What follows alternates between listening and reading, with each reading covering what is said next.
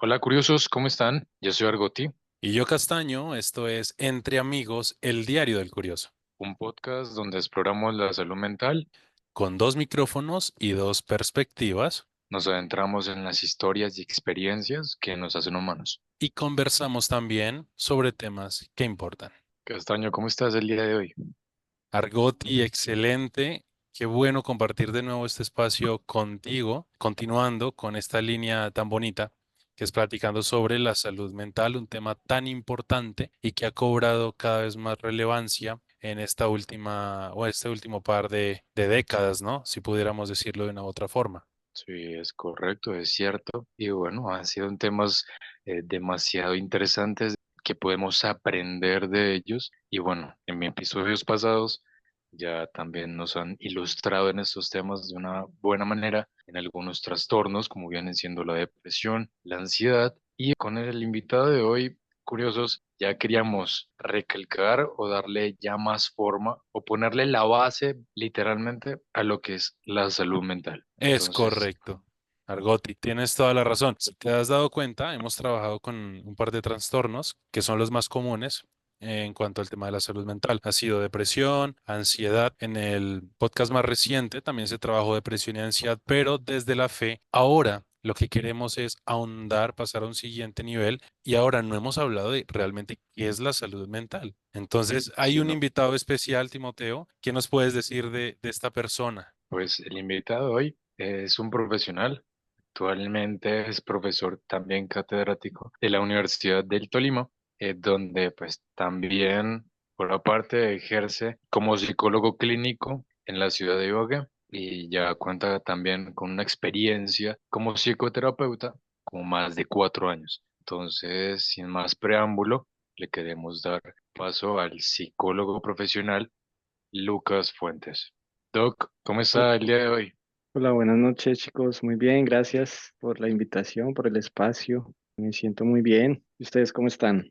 Excelente, doctor Lucas. Contentos de que haya aceptado esta invitación en este espacio que es el Diario del Curioso, donde estamos trabajando en esta primera temporada, lo que es salud mental. Entonces están abordando trastornos, están abordando todo este tipo de problemáticas que se viven hoy por hoy y queremos que nos pueda ampliar un poco más el panorama sobre qué es la salud mental. Hemos preparado algunas preguntas que queremos realizarle. Entonces, sin más preámbulos, ¿qué le parece si empezamos? Claro que sí.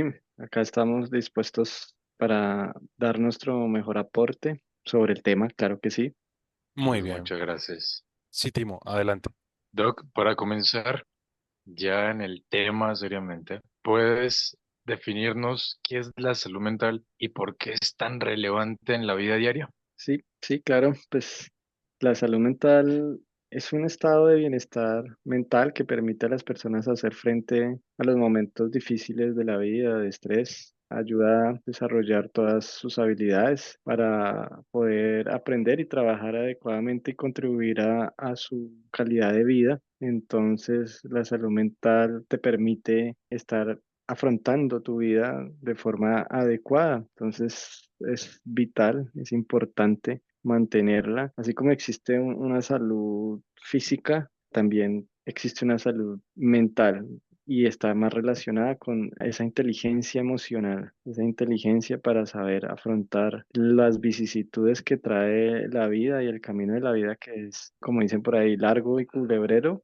Eso es real. El camino de la vida trae curvas, bajadas, piedras, subidas, que a veces nos vemos enfrentados en algunos momentos en situaciones difíciles, pero es ahí donde nuestra salud mental, nuestras capacidades y herramientas, estrategias de afrontar estos problemas salen a flote y salimos avanti a los problemas y las dificultades. Cuando esto ya no sucede, cuando se nos empieza a quedar un poco nuestra vida con algunos problemas y nos enfrentamos a ya situaciones como que nos surgen preguntas como, bueno, ¿aquí qué hago? ¿Por qué me estoy sintiendo así? ¿Qué pasa? Entonces ahí, ojo, algo está sucediendo con esa salud mental, con esas herramientas y estrategias para afrontar lo que trae este camino que es bien tedioso en algunas ocasiones. Pues sí, nadie dijo que iba a ser fácil ese camino. Es una realidad, Doc. Realmente, o sea, podríamos decir entonces que la salud mental es tan importante como la salud física, o incluso podría cobrar un poco de más importancia, más relevancia.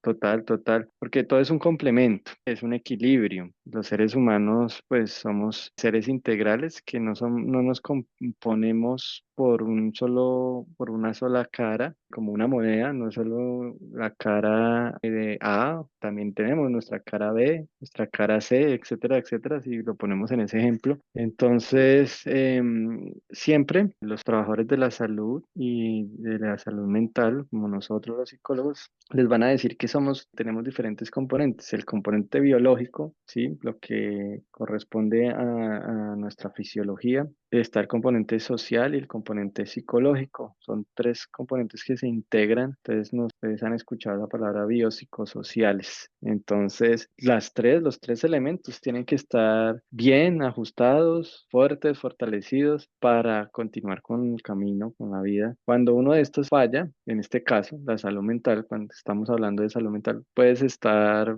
vital, ser un hombre joven, sin ninguna enfermedad física, pero sí con algo mental, un desequilibrio en tus neurotransmisores a nivel cerebral que pueden generar una ansiedad, una depresión. Entonces eso va a impedir que continúes en todos los aspectos de tu vida. Entonces es integral.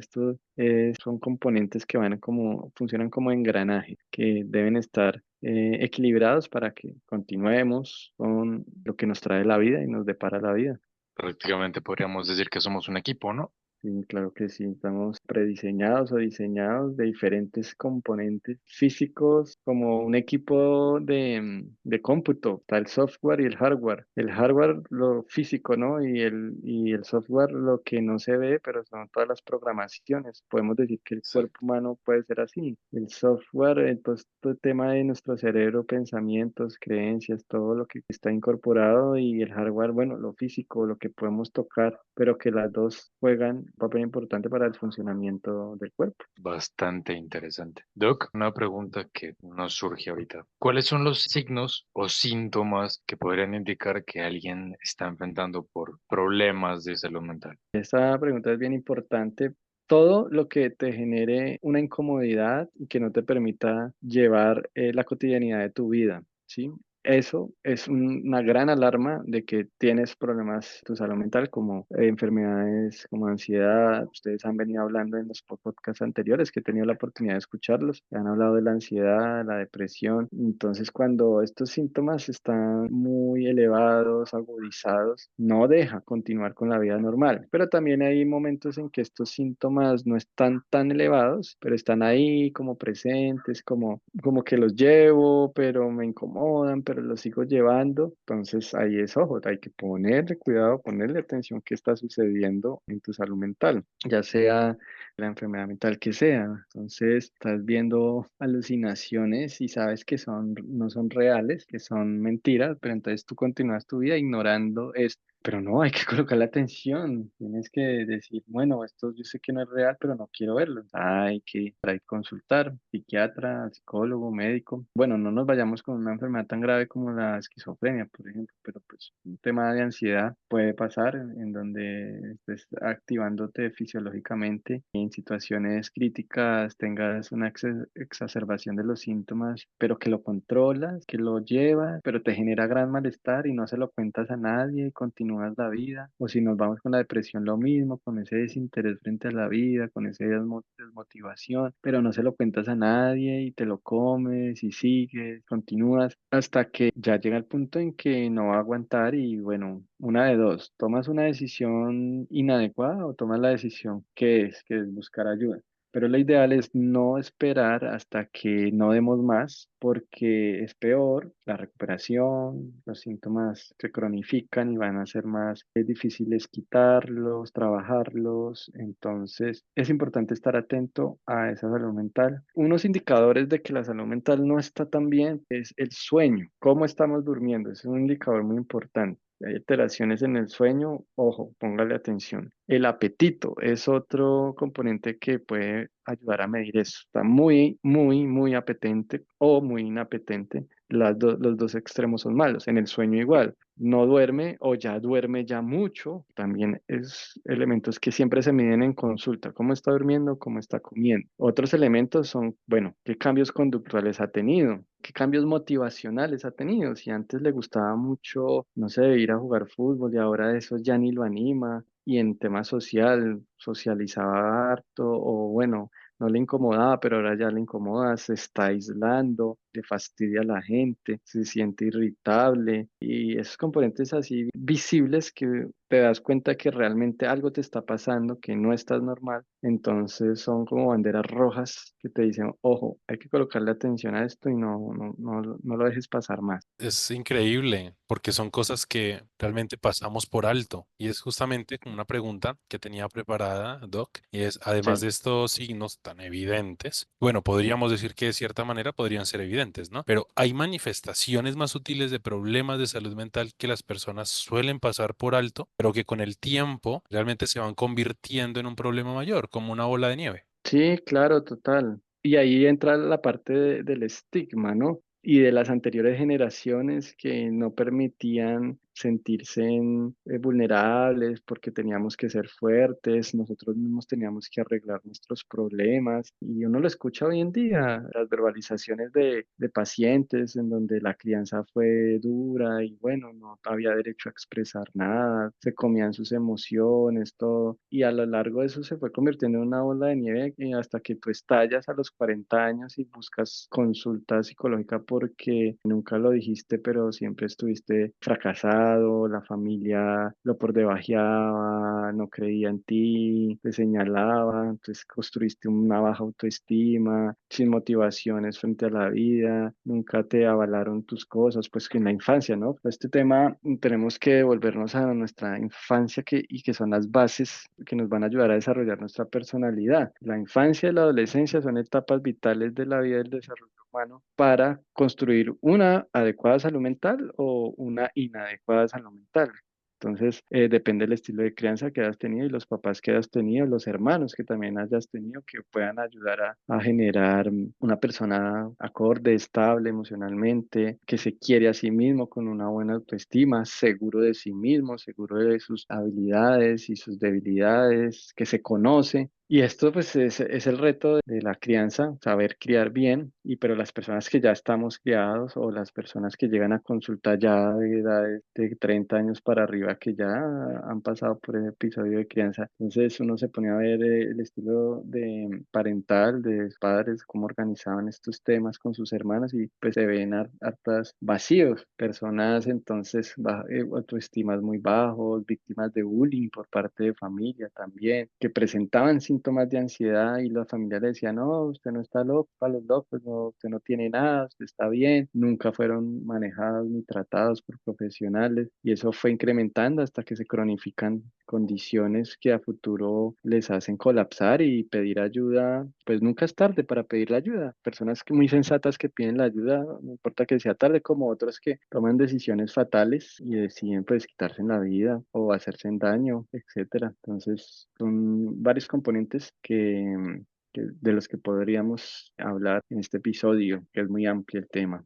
Y eso nos estamos dando cuenta. Y con el tema de Sí. eso del estigma, de que, bueno, la crianza, los padres, a veces pues es un tema, digamos que delicado, ¿cierto? Porque la convivencia con los padres, la convivencia con los hermanos, a veces también convivencia con amigos, eso también puede afectar y digamos que genera ese miedo, ¿no? Y por ese miedo también se pueden tomar esas decisiones que, bueno, el suicidio, como usted lo mencionó, que es una de los, digamos que decisiones más arriesgadas. Y no sé usted cómo tome el tema del suicidio. ¿Lo siente como un valiente o como un perdedor? Bueno, pues ese es un tema amplio también para charlar y hablar. Y pues de una vez que lo mencionas, el suicidio se presenta pues en personas que tienen sintomatologías depresivas, que ya no le hayan sentido a la vida y que toman la decisión de no existir más porque no tienen propósitos. Y pues yo digo que no tienen la valentía de afrontar el problema y la situación porque es que enfrentar la vida es para valientes. Y más bien no enfrentarla y desertar es para no valientes, como un ejemplo práctico como el que va al ejército y deserta, que está la guerra, que sucedía mucho en las historias de las guerras antes de la Primera y Segunda Guerra Mundial, las guerras de los países por la independencia y así que habían desertores y estos desertores pues se consideraban como débiles, frágiles, porque desertaban a la guerra y preferían entonces irse para sus casas y el castigo era la muerte. Pero entonces el valiente era el que le ponía el pecho al problema y a la guerra. Entonces, si hacemos la analogía, la vida es una guerra, una lucha constante y para valientes es pelearla. Porque no va a ser fácil, nadie dijo que va a ser fácil. Y alguien con una depresión es como si llevara una piedra a cuestas, o sea, va a ser el doble de difícil y si no busca ayuda el triple de difícil. Entonces busca la fácil y la fácil es desertar, no tener que luchar y pelear por la felicidad y la tranquilidad. Entonces diría que entonces no sería de valientes.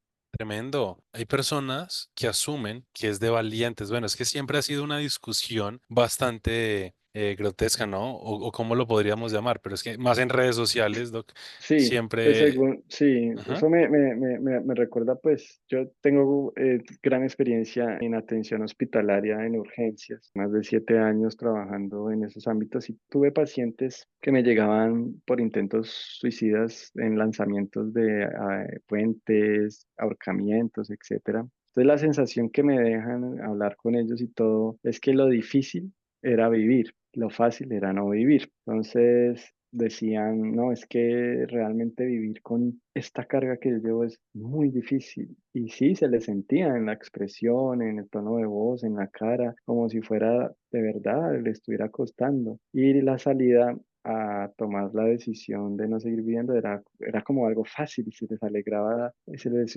iluminaba la cara en algunas personas de que esa era la salida y esa era la solución. Entonces, para mí, la fácil para ellos es eso. Lo difícil es el estigma por el señalamiento de que, oye, te vas a matar, no te vamos a dejar, como la dificultad para hacerlo, pero pues se puede tomar de ambas formas para alguien que está sano, que tiene su salud mental, resultaría como algo arriesgado y de mucha valentía tener que tirarse de algo muy alto o darse la vida, podría ser la interpretación, pero la interpretación para esas personas que están en la crisis es como un acto de descanso y dejar de sufrir en esta vida, como un enfermo terminal, no tiene futuro y solicita mejor una eutanasia o algo así. Entonces tenemos que ver que las enfermedades mentales son equivalentes e iguales a las enfermedades físicas, como hipertensión, diabetes, que toman sus medicamentos para eso. Las enfermedades mentales igual, porque hay un desorden químico en el cerebro que las genera. También por componentes ambientales a los que fueron expuestos, como crianzas difíciles, víctimas de abusos, de maltratos crónicos. Entonces, por ahí vamos. De verdad que es importantísimo lo que está diciendo Doc. Y es que la gente, yo creo, no sé, no le da la misma importancia. Por ejemplo, se trata un dolor de cabeza con un medicamento porque es fácil, un acetaminofén, un Dolex, bueno, cualquier Sí. tipo de medicamento. Pero al momento de trabajar con un tipo de trastorno, problema de la salud mental, la gente hoy por hoy tiene muchas carencias o una desinformación o falta de información que es peor también sobre qué hacer en ese tipo de casos, lo que me podría llevar a la siguiente pregunta sobre algunos consejos prácticos y el bienestar, y es desde tu experiencia, Doc, ¿qué prácticas de autocuidado han demostrado ser más efectivas para mejorar la salud mental de las personas? Hay muchas respuestas, hay varios elementos para dar respuesta a tu pregunta y lo primero siempre es la conciencia emocional. Ser conscientes, conocernos. Ese es el primer paso, conocernos, saber quiénes somos, cuáles son nuestras fortalezas, debilidades, nuestras, que puede ser amenazante para nosotros. Teniendo claro eso, pues nos va a permitir saber cuándo necesitamos ajustar algo, pedir la ayuda, tomar el mejor camino, tomar un consejo, pedir una voz sabia que pueda darte consejo. Entonces, de aquí parte un tema también interesante que es el tema de hábitos, ¿sí? ¿Cómo podemos tener una buena salud mental?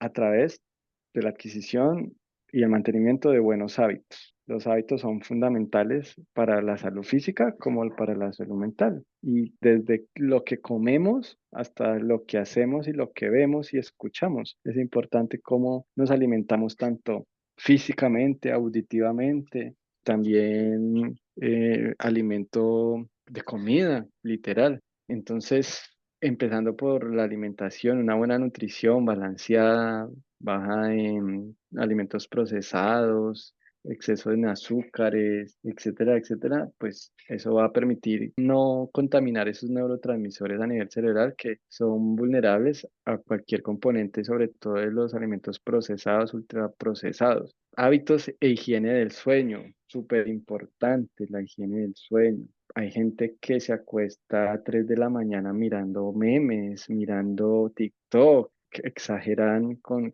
el tiempo de las redes sociales. Buen uso de las redes sociales y de los dispositivos electrónicos también. Buena higiene en este control y manejo. Actividad física, ¿sí? También es súper importante tener hábitos de ejercicio físico mínimo 3 veces a la semana, porque la actividad física, yo digo siempre que ese es el mejor fármaco. Si sufres de ansiedad, depresión, es el mejor fármaco porque el hacer ejercicio genera una liberación de unos neurotransmisores que se llaman endorfinas, que son los encargados de la sensación de bienestar en el cuerpo y tranquilidad. Cuando tú juegas un partido de fútbol, haces ejercicio, estos neurotransmisores son liberados y luego cuando acabas te sientes como bien, como satisfecho, tranquilo. Y entonces la práctica sucesiva de ejercicio genera la transformación también cerebral. Otra actividad muy importante que ha tomado fuerza en los últimos 40 años es el tema de la meditación y la espiritualidad. Y cuando hablo de espiritualidad, no estoy hablando de convertirnos a una religión o volvernos fanáticos a una religión, sino el tema del cuidado del yo, de mí mismo, conocernos y generar estados de completa tranquilidad, de calma, serenidad. Y hay una práctica muy importante, aprovecho para nombrarla, que se llama la práctica de la meditación o estilo de meditación mindfulness. Mindfulness es una práctica traída del Oriente. Psicólogos y psiquiatras en los años 70 se dieron cuenta que nos llevaban años luz, estas culturas orientales, budistas y otras religiones, y trataron y cogieron estas prácticas, pero sacando el lado religioso y crearon técnicas de relajación y respiración. Dentro de estas el mindfulness, que es un estilo de meditación propio, muy bueno.